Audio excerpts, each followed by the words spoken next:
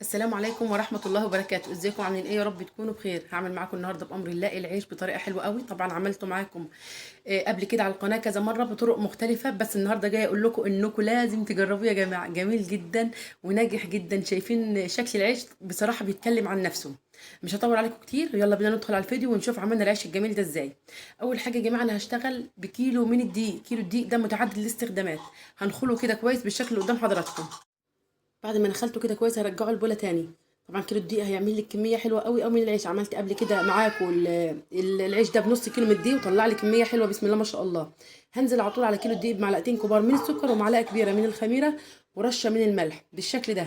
هنزل كمان بالميه الدافيه دي كل ما قدرنا. يعني بصراحه ما فيش اسهل من كده ولا ابسط من كده. هبتدي اعجن، هلم العجينه كده كويس لحد الدقيق كله ما يختفي معايا. طبعا اهم حاجه انك تعجني العجينه كويس جدا علشان تاخدي نتيجه حلوه قوي في العيش. بعد كده ما لميت الدقيق بالشكل ده هنزل الميه كده حبه صغيرين جدا بحبه صغيرين جدا. عايزه اقول لكم والله مش عارفه اسجل خالص من العيال، كل ما اروح الاوضه كده يجوا ورايا، اروح المطبخ يجوا ورايا، يعني ربنا يهديهم. يعني سامحوني على اي صوت ظهر في الفيديو كده، ربنا يهديهم لي ويخليهم لي يا رب. ابتدي اعجن كده في العجينه لحد ما توصل معايا بالقوام المطاط الجميل ده. شايفين قوام العجينه؟ بسم الله ما شاء الله. العجينه يا جماعه هتاخد معاكم من 7 ل10 دقايق عجن متواصل عشان تربي العرق كده في قلب العجينه. شايفين هنا انا ببل ايدي بله ميه، مش بدلق الميه كده على العجينه، لا انا ببل ايدي كده وانزل اعجن لحد ما اشربها. الميه الخفيفه خالص اللي هي في ايدي اشربها كده كويس. الخطوه دي بتساعدني ان العرق يتكون في قلب العجينه وتمط معايا اكتر. هسيبها بقى تخمر بعد ما عجنتها وصلت للقوام الجميل اللي قدام حضراتكم. هسيبها تخمر. بعد ما تخمر بالشكل التحفه ده هبتدي اجزئها لكور كور يعني متوسطه بالشكل اللي قدام حضراتكم ده. طبعا حجم الرغيف عايزه تكبري، عايزه تصغري، عايزه توسطي، يعني براحتك خالص، كل حاجه في ايدك بالشكل ده. طبعا قطعت العجين قدامكم على رشه من الدقيق زي ما واضح يعني في الفيديو. بعد ما قطعتهم كده كلهم، قطعت الكميه كلها يعني. هبتدي كده اسوي العجين كويس. عايزه اسويه بايدك، عايزه اسويه على الترابيزه، يعني براحتك زي ما تعرفي براحتك تماما. اهم حاجه تقفليها كويس جدا من تحت بالشكل ده وترصيهم كده جنب بعضهم علشان احنا هناخد بالترتيب اللي عملناه الاول هنفرده الاول بالشكل ده. شايفين والله مش بياخد وقت خالص. يلا بقى حبايبي لو وصلتوا معايا لحد هنا اشتراك حلو من ايديكم الحلوه ولايك جميل للفيديو. ربنا يخليكم ليا يا رب ويديمكم نعمه في حياتي. طبعا عملت معاكم قبل كده كذا نوع من العيش. عملت العيش الشامي كان جميل جدا والكل بسم الله ما شاء الله شكر فيه. يعني كانت نتيجه حلوه قوي. وكمان عملت معاكم العيش في الفرن البلدي، وعملت معاكم العيش في فرن الخبيز وعملناه على الطاسه. يعني القناه بسم الله ما شاء الله كلها قناه تعليميه، يعني خدوا كده جوله في القناه. ولو عجبتكم بأمر الله اشتركوا فيها وإن شاء الله بأمر الله هتعجبكم. كده خلاص خلصت كل كمية العجين اللي قدامي بالشكل ده. زي ما قلت لك لازم تقفلي العجين كويس جدا من تحت. طبعا انا مش هسيبه يرتاح، انا هفرد على طول عشان الكميه زي ما قلت لكم كيلو دقيق. لو نص كيلو من الدقيق هسيبه يرتاح زي 5 دقايق وارجع افرد، بس ده كيلو. على بال ما سويت يعني اول كره لاخر كره كانت اول كره ارتاحت. هفرد على رده، رشه رده كده من فوق ورشه رده من تحت، وما تخافوش ما تقولوش على انا وش رده وكده، لا. رشه رده من فوق ورشه رده من تحت وابتدي افرد بالسمك اللي قدام حضراتكم ده. طبعا خلي بالكم في مرحله الفرد ما تدوسوش على الرغيف قوي. لو دوست على الرغيف قوي او رققتوه قوي مش هيقب معاكم اثناء التسويه. شايفين كده انا بفرد كده بسمك واحد، يعني خلي ايدك كده زي الميه. الرغيف كله مفروض سمك واحد، يعني لا ترققي قوي ولا تسيبيه تخين قوي. طبعا الرغيف كده برصه، يعني اول رغيف برصه بالتساوي، يعني اول رغيف تاني رغيف كده علشان هبدا اسوي من اول رغيف انا بدات بيه. بعد ما اخلص كل الكميه هبدا اسوي على طول، مش هسيبه يخمر تاني علشان ساعه ما اكون وصلت لاخر كوره من العجين هيكون اول رغيف خمر معايا بالشكل ده. جبت بقى الطاسه اللي هسوي عليها معايا، طاسه الكريب هنا يعني جميله جدا في التسويه. وكمان الطاسه اللي هي بتاعه الجريل بتسعفني جدا، بتاخد رغيفين فبتنجزني يعني في الوقت.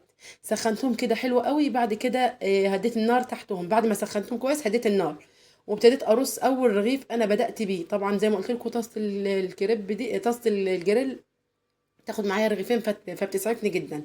بحط كده الرغيف اول ما يتشمع معايا كده من تحت اروح قلباه تاني قلباه على الناحيه التانية.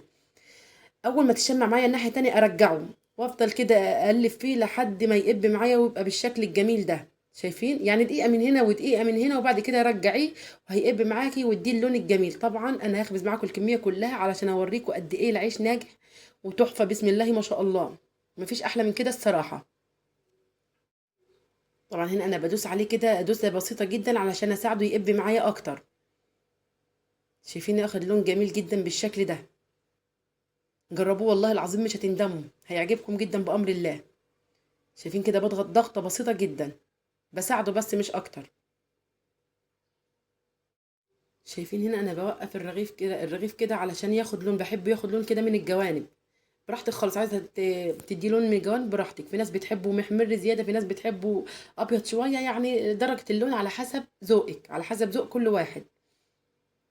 شايفين كده بسم الله ما شاء الله. يلا بقى انزلوا صلوا على النبي في التعليقات. اللهم صل وسلم وبارك على سيدنا محمد وعلى آله وصحبه وسلم تسليما كثيرا. وقولوا لي بتتابعوني من انهي بلد. طبعا يشرفني متابعتكم ليا والله العظيم. شايفين مراحل التسويه؟ طبعا هي شارحه نفسها. اول ما يتشمع كده زي ما قلت لكم اقلبه على على الناحيه التانية، يتشمع معايا بالشكل ده. اروح قلباه على الناحيه الاولانيه. طبعا التقليب يعني وكده بيخلي الطبقتين قد بعض، يخلي الطبق اللي فوق قد الطبق اللي تحت. شايفين بسم الله ما شاء الله. مفيش احلى من كده الصراحه. طبعا والرده مش بتثبت على الوش، يعني ما تخافيش خالص من انك تفردي تحطي على الوش رده. بالعكس ده صحي اكتر، يعني اكتر من اللي بتجيبيه من بره. طبعا البيت اللي فيه دقيق عمر حاله ما يضيق، يعني ربنا يبعد عننا الضيق يا رب. طبعا الدقيق يعني اساسي، لازم يكون موجود في اي بيت. من الاساسيات، هتعملي شويه قرص للفطار، تعملي كيكه، تعملي عيش زي ما احنا بنعمل. بصراحه انا مش بستغنى عن وجود دقيق في البيت خالص. ده من اساسيات اي بيت. شايفين بسم الله ما شاء الله. عايزه اقول لك اعملي كميه من العيش ده وخزنيه في الفريزر، هينفعك جدا. طبعا احنا داخلين على العيد، بيبقى تحفه في الحواوشي يا جماعه. جربوه بامر الله هيعجبكم. تخزنيه طب ازاي في الفريزر؟ بعد ما تخلصي خبيز كده بالشكل ده، هتهويه كده كويس، وبعد كده هتجيبي اكياس تعبيه في اكياس وتدخليه على الفريزر على طول. اول ما تحتاجي تخرجي منه، خرجي كده على الرخامه وسيبيه كده لحد ما يفك. هيرجع كأنك لسه خبزاه، هيرجع طازه بسم الله ما شاء الله. شايفين؟ نرجع بقى للعيش الجميل بتاعنا. شايفين تحفه بسم الله ما شاء الله ازاي قابب يعني كميه العيش كلها قبت، مفيش ولا رغيف باظ مني ولله الحمد. هنا نقلت الرغيف اللي على الطاسه علشان عندي الجريل هنا يعني بيوزع الحراره احسن يعني. ابتديت كده بالشكل ده علشان انجز وقت. طبعا لما يقب معاكي كده مش بياخد مساحه خالص في الطاسه.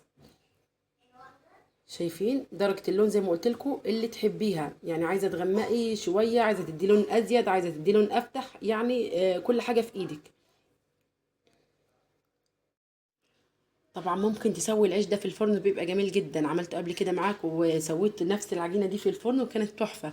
بس عيش الطاسه خلينا متفقين انه بيبقى اطرى، العيش بتاعه يبقى اطرى. خلاص ماشي. شايفين دول اخر رغيفين معايا، خبزت الكميه كلها قدامكم زي ما انتم شايفين. ما فيش ولا رغيف بسم الله ما شاء الله ما قبش، كله قب بسم الله ما شاء الله، والنتيجه زي العسل الصراحه. تعالوا بقى نشوف شكل العيش عامل ايه، والطبقات اللي فوق قد اللي تحت، يعني النتيجه بسم الله ما شاء الله تحفه. خلاص كده ياخدوا لون بس كده، وهخرجهم بالشكل الجميل اللي قدام حضراتكم ده. وهنا خلاص خلصت كل الكميه بالشكل ده. شايفين بسم الله ما شاء الله.